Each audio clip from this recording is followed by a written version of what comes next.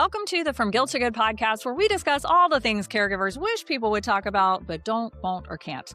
Hi, my name is Jeanette Yates. I'm the founder of the Caregiver, and I cared for my own mother for several decades. And now I help caregivers set boundaries and use simple tools that make care and life easier so they can feel good, not guilty. And it is my extreme honor today to have Tim Otis joining us on the podcast. Tim Otis became a caregiver at 4 years old when his mother was paralyzed and later walked alongside his father through Parkinson's disease. Those experiences fuel his conviction that caregiving must be designed for, not simply endured. Today, Tim is a healthcare marketing executive, caregiving economy advocate, and the founder and CEO of Empaira, a community-driven platform supporting long-term caregivers. As the care-led innovator on social media, he uses his 20,000-strong platform to share real-world insights and push healthcare to better support families like his. Tim, welcome to the podcast. Thank you so much, Jeanette. Thank you very much for having me. I'm so excited to talk to you today. We're going to dive right in because I'm really excited to have you share your caregiving journey, how you started in caregiving a long time ago, and in your journey through caregiving. I'd love to hear about that. Yeah, so I think my story is unique in the fact that, as a young kid, my family went through a really tragic circumstance. And that was because of a situation that involved actually one of my sisters and I were going to my mom's friend's house. And on the way there was my mom felt that something bad was going to happen. She had some sort of like a kind of premonition. But when we arrived at my mom's friend's house, they were unloading some plywood. And my sister and I were in the car when this was going on. And my mom thought, oh, she's just going to get this plywood out of this car. And, it's going to be a quick kind of trip. It literally changed the course of our lives, because what happened was the car that we were in had a faulty gear shift. And I climbed into the front seat to get away from my sister, because I don't know, brothers and sisters fight. And so I was fighting with her, and to get away from her, I climbed up in the front seat. And as a 3-year-old, I was curious, and I started pushing buttons, and I accidentally grabbed that gear selector, pushed the car backwards. And what happened is my mom was in back of the car, and my mom's best friend's daughter was in back of the car too. And my mom saw that the car was going to run her over. So my mom pushed the baby out of the way, and she ended up getting run over by the car. And the hardest part of this story is that I literally had thought that I had caused that accident. My caregiving story was so visceral, and how I went about it.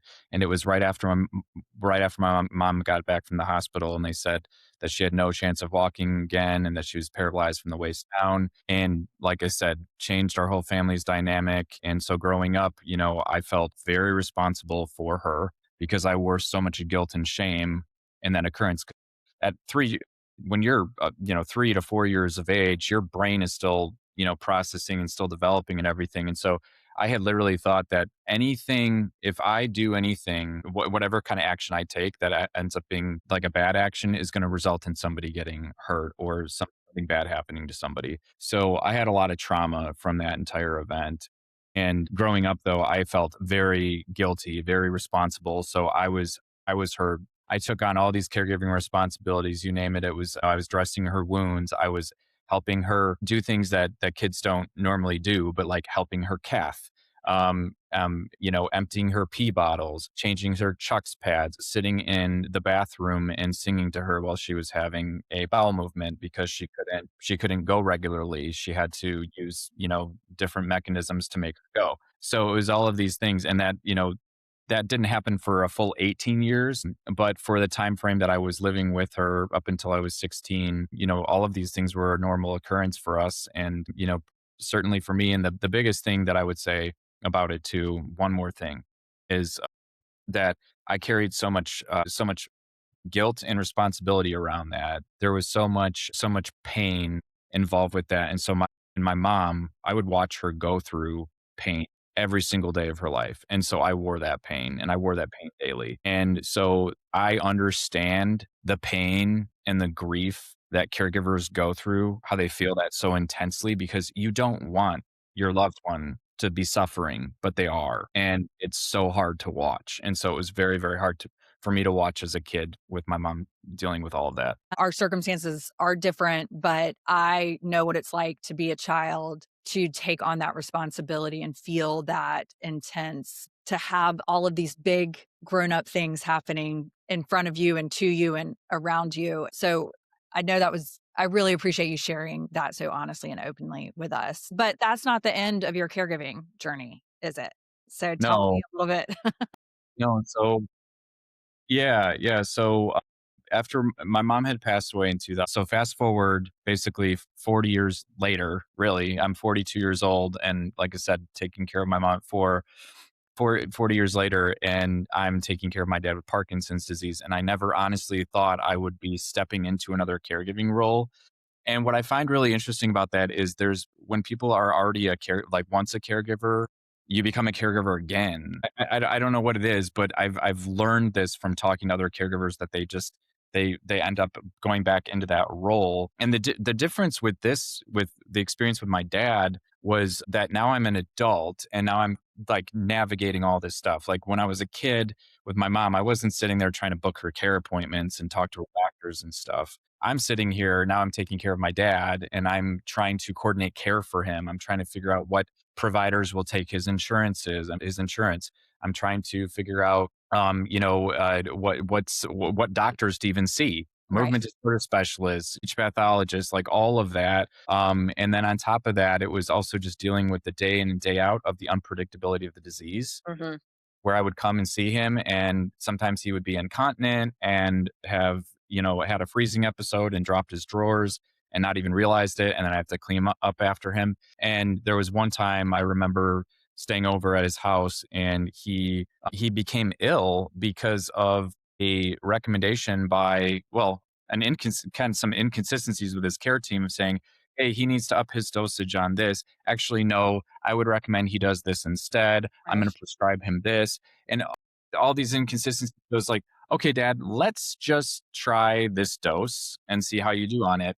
And he ended up getting really, really sick and started to get, just really nauseous. And I remember one thing that happened to my mom when she was going through what she was going through. He needed to throw up. He's like, Tim, go grab a garbage can. So I ran into his kitchen, grabbed a garbage can, threw it in front of him, ran into the other room like a little baby and did this because I remember having to do those things with my mom when she'd get sick and throw up in front of me. And it brought back all of this like agonizing kind of like fight or flight mode where I literally, flighted from the Yeah. sit. Yeah. Yeah. That is very relatable. Yes. Yes. I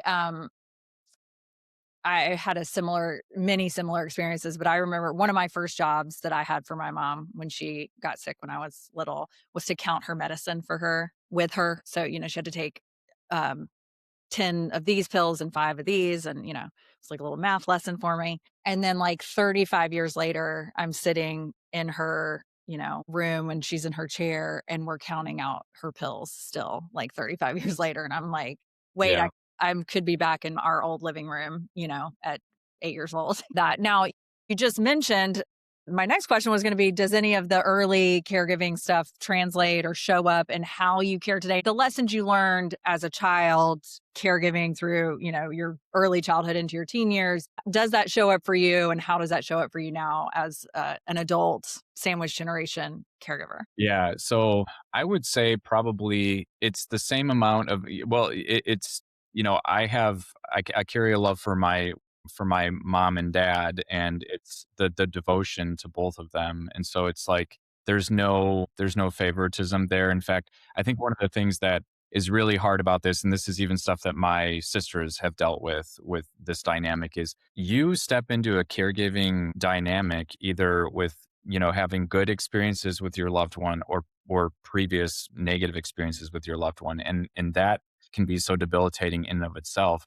because if you're sitting there and you don't have great feelings towards your mom or you don't have great feelings towards your dad, it's going to impact how you take care of them. And so I had to separate that all aside because look, growing up, my dad was not really in the picture because he was working his ass off. Like he was out there working, trying to afford these medical bills that kept piling up and all this stuff. And so I would say that that I had to remove that partiality to either one of them, even though I was so much more attached to my mom growing up. But as an adult, it was like, you know what? I just need to remove all of that. And when I'm in this mode of taking care of him, I need to be on, and I cannot be emotionally grieved by it. I have to set that aside. But having said that, that's where the trouble starts, is where you not actually process those things. So, Well, yeah, there's, over the years in my own experience and then just talking with so many others, one of the things that is apparent, it was apparent to me in my own story and then I hear it from other people is like, if there is an issue in your relationship with your parents, let's say, if you don't somehow like it, you made a choice, right? You were like, okay, well, if I'm going to do this, I'm going to have to set this aside. But if you just go back into the situation and you think, well, now everything's going to be fine because I'm going to be the caregiver and then they're going to appreciate me and we're going to get along well and everything's going to be fine finally now. Certainly everything will work out. And it's like, no, all of those bad negative things are going to come with you. And so whether it's, therapy or making a choice to set it aside or choose how you're going to process through it separately from, how you care. And then another thing that I think is an interesting point, and sometimes it I don't know if you've had this experience and maybe you think of it differently. And and this is not on our sheet, by the way. I'm coming up with this on the fly. Sorry. I promise to get back on task. But, there is this idea of like, well, your parents took care of you, so it's your turn to take care of them. And in both of your caregiving situations, not that your mom didn't take care of you before she was 3, but during the time that normally you are being more tended to by your parents, you are having to tend to your mom. Not that she didn't provide any love or care for you, but that dynamic was different. And then to your point about your dad, he is working, doing his thing, and again, not caring at all, but just in a different way. And so this idea of like it's a tit for tat doesn't really hold water. mhm. And so like I like that you talked about like, yeah, I'm gonna have to set aside like my feelings or things that I need to work through in order to do the care that I feel is is what I want to do, need to do, is my moral duty, or however you see it. I don't know, but do you have any thoughts on that? This whole they did it for you, you do it for them, kind of Yeah, no, out there. you know, so yeah, well, Makes sense. what's so interesting about that is I think a lot of people have that mindset of like that's kind of the politically correct approach of how to go about this. It's like, well, they took care of you, now you take care of them. But I think that, that's a really kind of dismissive approach to generalize everybody because look, my situation growing up was not safety. It was not stability. It was not security. I did not feel safe. I did not feel secure. I did not feel stable. And so having that dynamic growing up and then having to then all of a sudden create stability for somebody who feels unstable because of their disease. And it's just the fact that you, like I said, you have to set those emotions aside to say, well, they can't do anything about the fact that they have Parkinson's disease. My dad can't do anything about the fact that he's Parkinson's. He has it. We have to accept it. And so it's this idea of, yeah, I have a responsibility to him to take care of him, but not because he's my father, but because this is a horrible thing that nobody else is stepping up to the plate to help him Right. deal with. Right. So it's like it's almost like separating it and just being like, if I saw somebody who is suffering, would I just stand back and just watch that happen? Right. Or would I go up to them and help them? Yeah. And so that's how I had to also kind of separate all those other things like, oh, he wasn't there for me growing up. Right. It Yeah. doesn't matter. He's suffering, so I'm gonna do my part. I think you articulated that really well, much better than I did there. But I also think this is important conversation to have for people who may have been, because you and I both had situations where, we didn't feel safe because of the circumstances, not necessarily because there was, some sort of nefarious something going on. But there are people that grow up in that type of environment. And then for them to hear, well, it's your turn, like you said, is very dismissive of their own experience. And so I always encourage someone when they're faced with, a situation that isn't cut and dry or clean and pretty and tied up in a pretty bow to say, like, are you able to feel safe now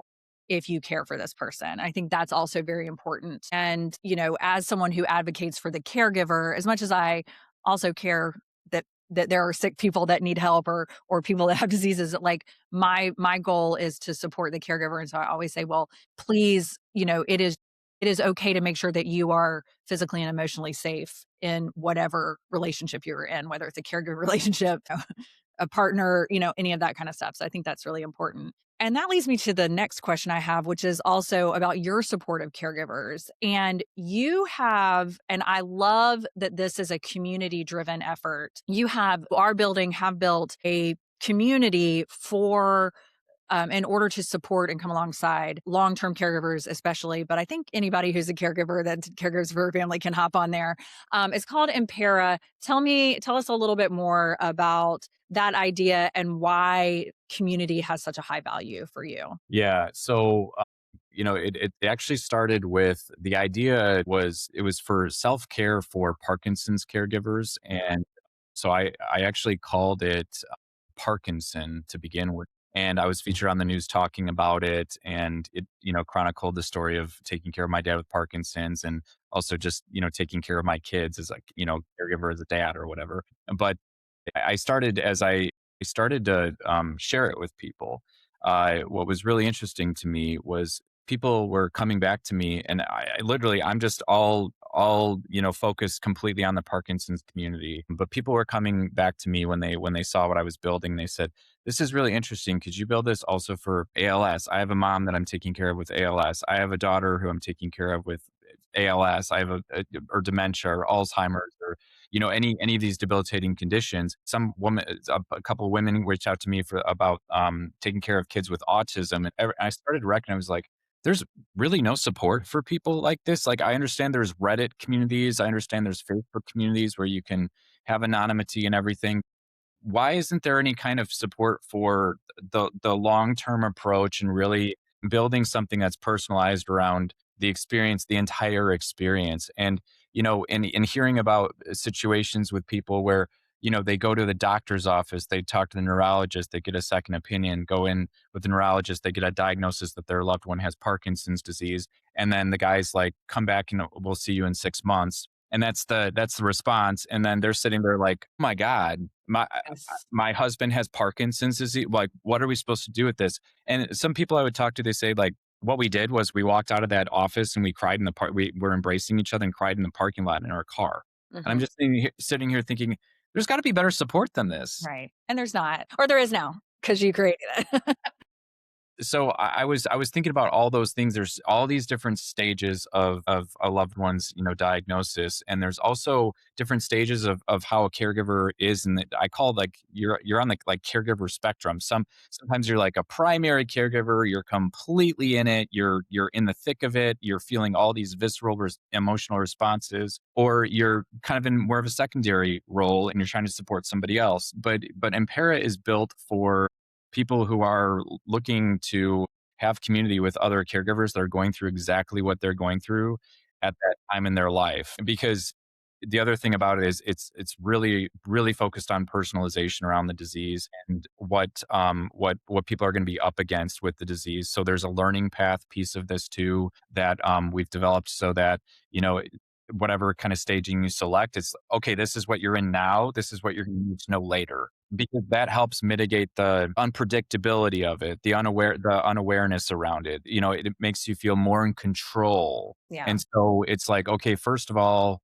we need to start with community with Impera because there's too many people that feel alone out there in what they're going through. And from what I've learned about talking to hundreds of caregivers, they've basically said like loneliness is the number one thing that they deal with. It's like a nice next level isolation for them. And so I said, we have to start with community here. So that's what we did. Well, so there's a couple of different things that you mentioned there that I want to highlight. And one is that, that you're there for every stage of the caregiver, no matter where they are with the stage their loved one is in. But also I feel like it's important to recognize that we also have stages. So like for you and I, we were elementary school caregivers, not that there's elementary kids on your app, but like the caregiver I was at 8 is different than 18, but I was, in college and still doing some caregiving things. I was out of college, I was then married, and then I was married with kids. Like, I was a different caregiver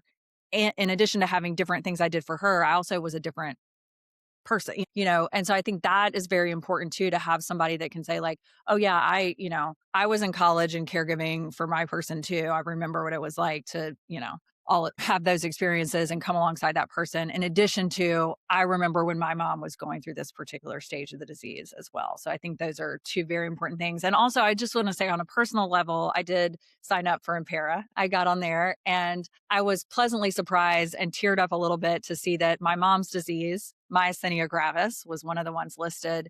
Because, of course, when she was diagnosed in 1984, even most of the doctors had zero training on it whatsoever. It was like something that they might have listed in a test assignment, like, but there was no concept of it. So you can imagine the support that we got as a family was even less. And so watching the information about that disease grow and the knowledge is still got a ways to go. But I was like, oh, it's not even like, I don't even have to put this in the other column. It's actually there. That's great. So that was a pleasant thing for me to see. And also, a side note, probably means there's somebody on there already that's dealing with that. So it made me want to go on and be an encouragement and support too. And I think you probably experience that as well. Like, do you get something out of giving other caregivers support, especially those that are in very similar circumstances to yourself? Absolutely. And I think that another thing that, and it's not just, community can be built in all different Yes. ways. I mean, we can use TikTok, and this is how we've connected and everything. TikTok is an amazing platform. I've used lives to connect with people and understand the things that they're going through. But what I was, really the goal with Empaira was to give them a safe space to be seen, to be heard. And the additional piece of this, which I know we're going to talk about, is the self care aspect. But the thing that I'm really focused on right now is really listening, is really understanding the things that people are going through. And myasthenia gravis came from somebody reaching out on TikTok because I said, "Hey, we're building up this platform. We're adding more conditions into it, and if there's anything that's not in here, let us know." Yeah. And we're constantly iterating and updating because we want people to be seen. We want to know, we want people out there, whatever you're dealing with, that there's somebody who actually has acknowledged this in some way so that you can feel like, I finally feel seen. I finally feel visible in the things that I'm going through. And because of that, feeling lighter. And that's what I'm getting at, is that I've even had people reach out to me. I know this community is anonymous, and that's, we're doing that by design so that people can really feel and Yes. really care. Yeah. But somebody reached out to me and said, "Hey, my name is so and so. I'm taking care of a husband with Parkinson's disease, and I got to tell you that I this has been wonderful to be able to connect with other people and also support them in what they're going through." I've even tried to, the one thing that my next goal is to get people who have been former caregivers, who have gone through, and I know that you're a life after loss caregiver, and going through those things and being able to share with people, like, you can make it through this. I know exactly how you feel right now. And so that there's more of that support. There's more of that ongoing support. Well, I have been an advocate and part of online communities for since 2009, when, like, before there was even Facebook and everything. I was on online communities that were part of recovery communities and different things like that. And so I I still am connected with some of those people. I've never met them in person, but that platform shut down and I'm still friends with these people. And, we found each other on Instagram and Facebook and TikTok. So I know the power that even anonymous communities can have with people who really, they do feel alone. But when you all get in the same room and you even if it's a virtual one, and say, hey, I'm not there's a famous quote that talks about, um find when you find a friend, it's like, you too, I thought I was the only one. Like, that's what I feel like. It's like you go around thinking you're the only one, and then you walk into a room of people and you're like, I do feel seen. These are my people. And so I'm so excited about what you're doing there. And I highly encourage anybody who's listening to go check it out. But to your point, we got to talk about it. We got to talk about self care. So, one of the things that you feel passionately about, you started Empaira in part to help caregivers with self care. I wrote a whole book about my guilt and trauma with caregiving, but also dealing with that burnout piece and the self care aspect of everything. And so let's break this down a little bit, because the generic version of self care and the type of self care we see promoted on a lot of these, on social media just doesn't really work for caregivers, and probably not for most people, but we're talking about caregivers. So let's talk about why that is, why that stuff doesn't tend to work in your view. Let's start there. Yeah, I think for me with self care, I think there's such a misconception that it's like, oh, that caregivers first and foremost don't are not aware that they need to take care of themselves. That is just ridiculous, and You should take a break. I I laugh at that every time I see that, 'cause I'm just like, "Are you kidding me? Do you think that we have not thought about these things before?" And ad nauseum too, and I get it, like, some people just, you know, it if you I think what's so interesting is that caregivers are unique. We're very niche because these are things that only we understand and only we go through. And I'm not trying to say we're special or anything. What I'm saying is that I think caregivers probably have like a deeper sense of empathy. And so anything that can help validate what we're feeling is the most important piece of self care first. It's not about, well, this is a quick breathing exercise that you can do, or go out and go for a jog, or get on your Peloton bike. It's really about, hey, this is hard. Yes, guilt feels this way. And we understand why you're going through what you're going through, and then having suggestions for that versus, so it really starts with that validation piece of it. And so that's the thing that we're building at Empaira, is really focusing on validating what a caregiver is feeling first and walking them through it, and then inviting them to do an exercise, what we call a reset, which actually is mapped to that specific feeling. So that's how we're trying to really focus around self-care, is that it's really connecting to how they actually feel, not that if you're feeling guilty or shameful, you are not going to want to get on a bike. If you are feeling overwhelmed or stressed, you're going to want to sleep. You're not going to want to, do something physically active or something. So it's really trying to address the emotions and validate that emotional state first. I think because I write about in my book, I write about this concept. So I practiced um, when I was going through my own mental health stuff. I practiced what is called intuitive eating. It was developed by registered dietitians years ago, and a lot of people hear intuitive eating and they're like, "Oh,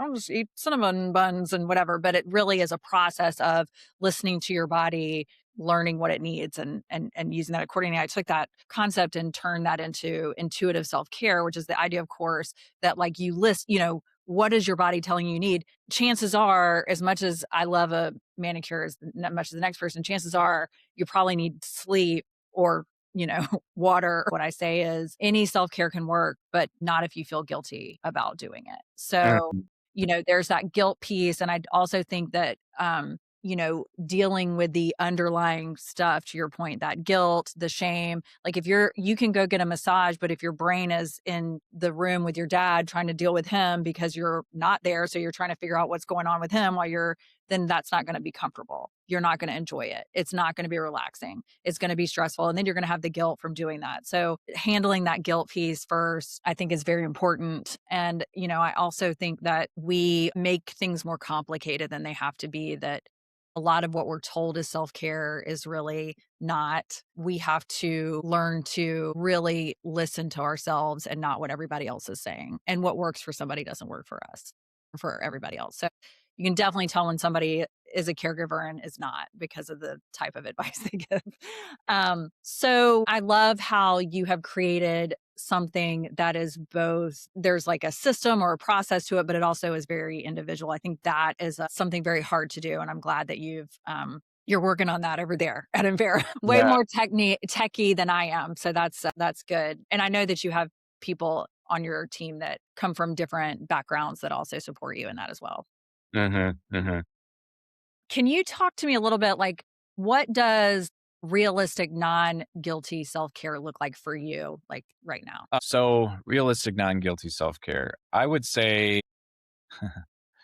that That's interesting. So I think to if I can be honest about this, it's really about that you're still gonna carry those feelings with you, but it's how it's like you gotta stop that trigger of kind of bubbling up to the surface and saying that no, you can't take care of yourself right now. Because here's the other thing about this too, is that if we are not taking care of ourselves, and I know that every caregiver knows this, if we're not taking care of ourselves, we're going to decline, physically too. And so it's like, even though that's hard to hear, and even though it's like a caregiver's been beaten over the head with that, there's this militant side of me because I did serve a little bit in the military back in the day, just for a very short season. You have to listen up. Like, you need to do stuff for yourself that is actually going to take you out of a place of feeling this heavy emotional destabilization and dysregulation that is causing you to become physically unhealthy. So we got to figure out, so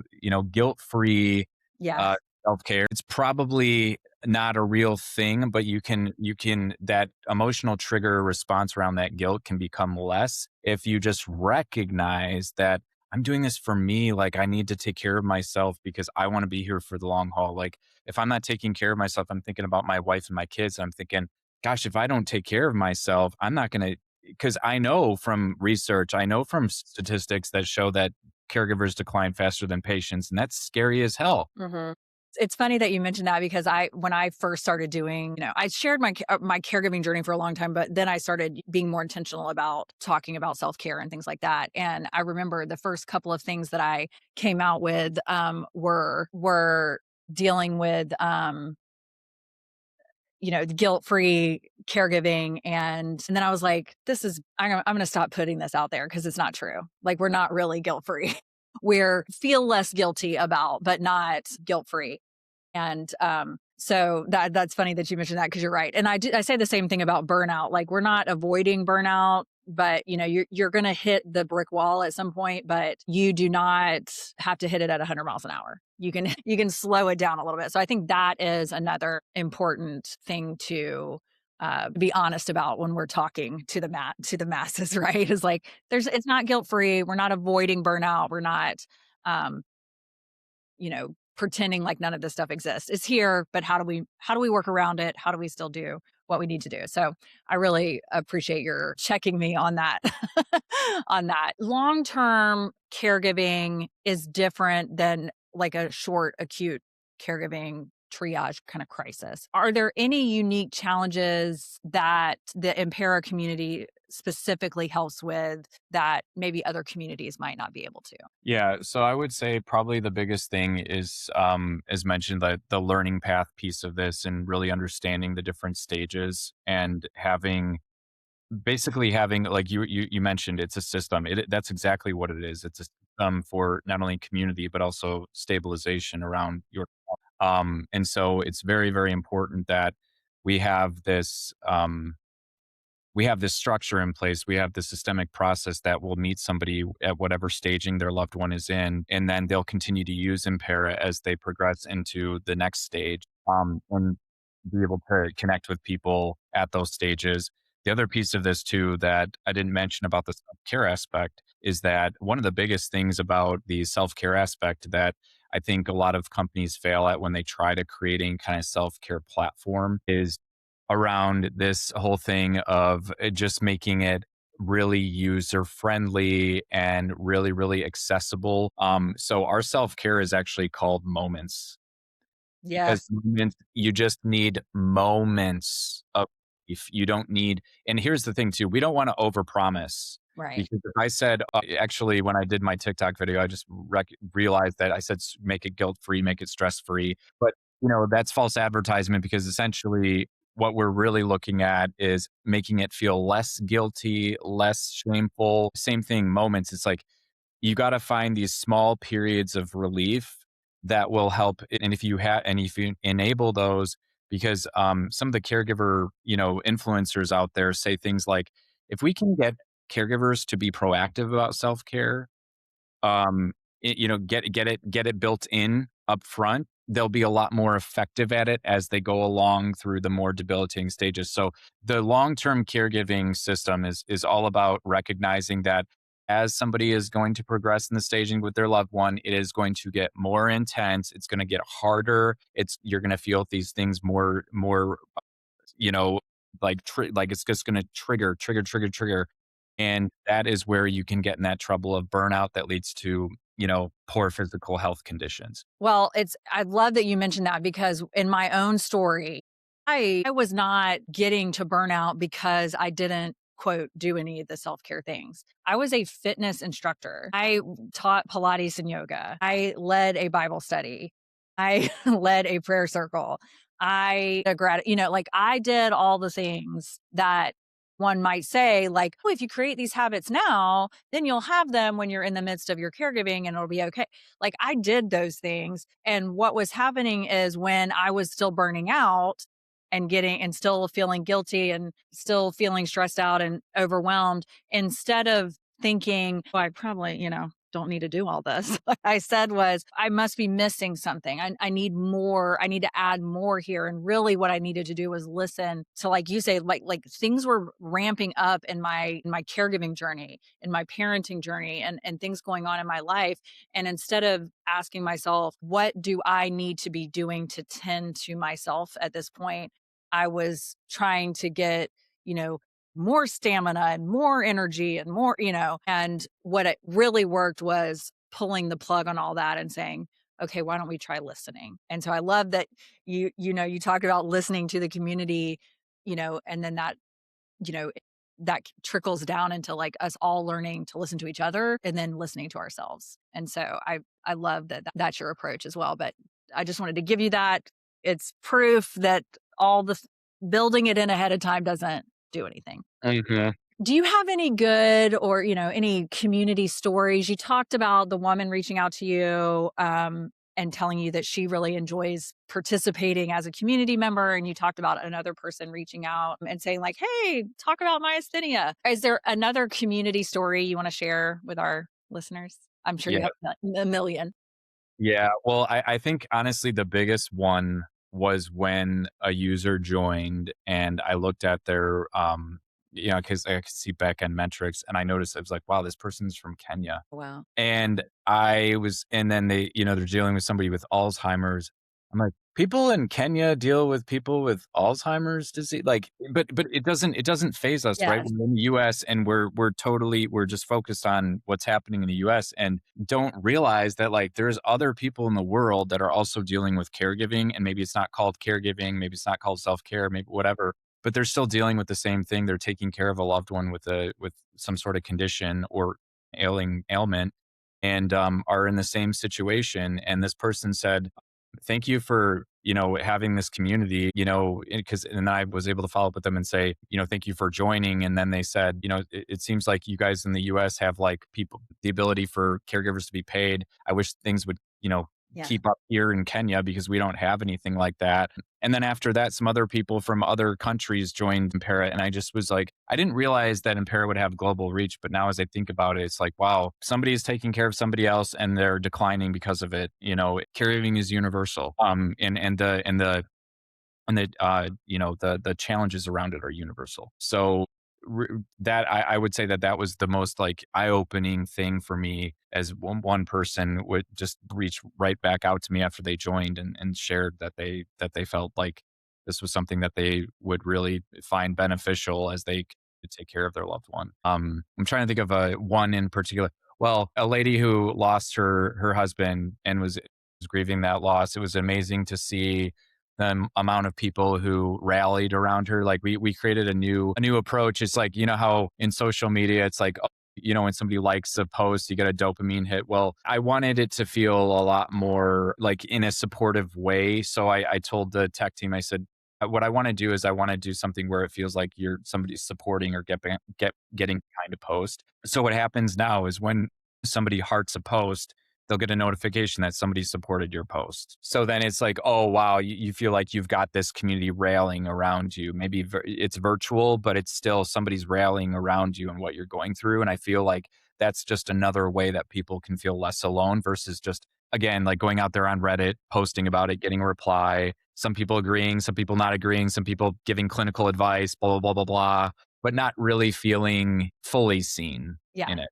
Yeah. It is so hard. There's so many different elements to the community is, so many positive things. And then there's the not so supportive things. And so I love that the way you're so intentionally creating the community to consider these things. I think that's, as someone who also worked on the professional side of community building with brand community building, I also know the importance of the experience we encounter as we enter into the community as I don't want to say users, as part of the community.